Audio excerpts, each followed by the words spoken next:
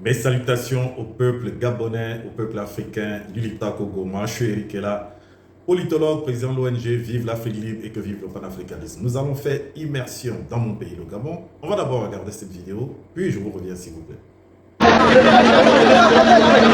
Mouvement pacifique. Mouvement pacifique, monsieur l'agent. Mouvement pacifique.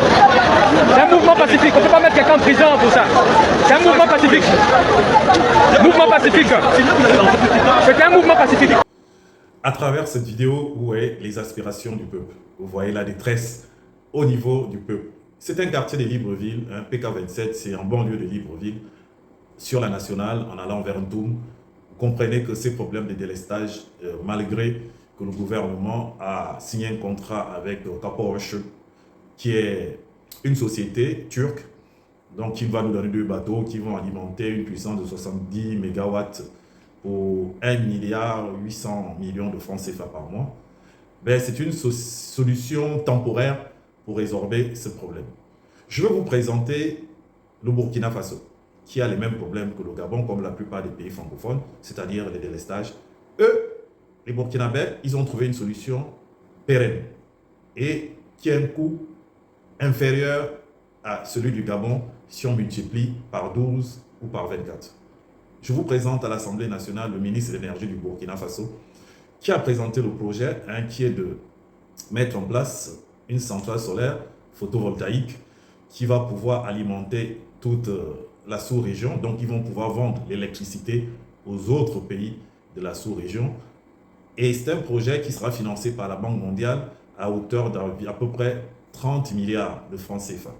Alors, donc, quand vous voyez un projet de 30 milliards de francs CFA qui va pouvoir alimenter à long terme toute la région, c'est-à-dire qu'il y aura suffisamment d'énergie au Burkina Faso, au point où ils vont pouvoir le vendre dans d'autres pays de la région pour un prêt à la Banque mondiale qui va financer de 30 milliards de francs CFA.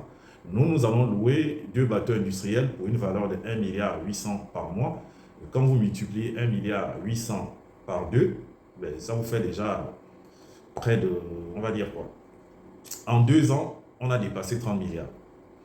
Parce qu'1,8 milliard, si on arrondit à 2 milliards, 2 milliards fois 12, ça fait 24 milliards, fois 24, plus 24 milliards, ça fait 48 milliards en 2 ans. Donc, en 2 ans, c'est plus que le Gabon.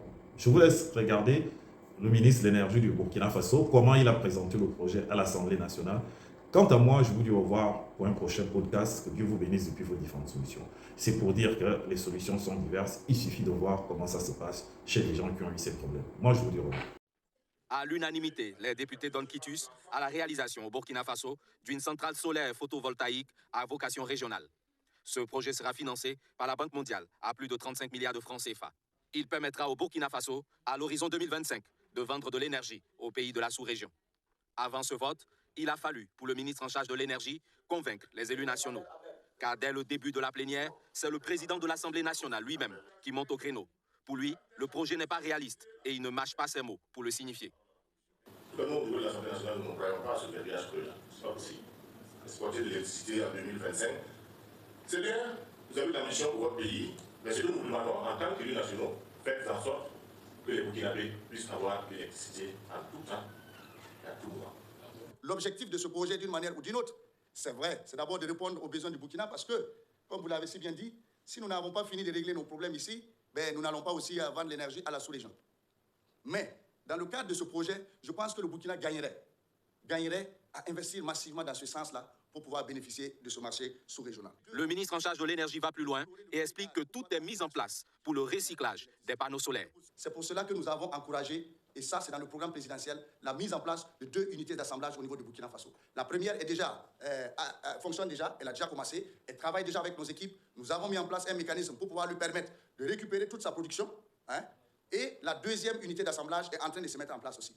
C'est connu, le mois d'avril rime avec la chaleur et les délestages. Les élus nationaux ont saisi l'occasion pour interroger Bachir Ismaël Ouedraogo sur les mesures prises pour la fin des délestages. Si ça coupe, on fait tout pour que le temps là soit vraiment réduit au maximum. Ça, vraiment, on travaille à cela. Mais je profite aussi de m'excuser parce que c'est la période difficile, où vraiment il fait chaud, les nerfs sont à fleur de peau. Et dès que ça coupe un peu, on sent ça, dites tout de suite. Bon, vraiment, pardonnez, excusez-nous. On fait de notre mieux pour que vraiment ces désagréments-là puissent, en tout cas, être réduits au maximum. Les députés ont aussi adopté un autre projet de loi portant financement du programme solaire dénommé Yellen. Il permettra au pays d'accroître son taux d'électrification nationale et réduire sa dépendance énergétique, indique le ministre en charge de l'énergie.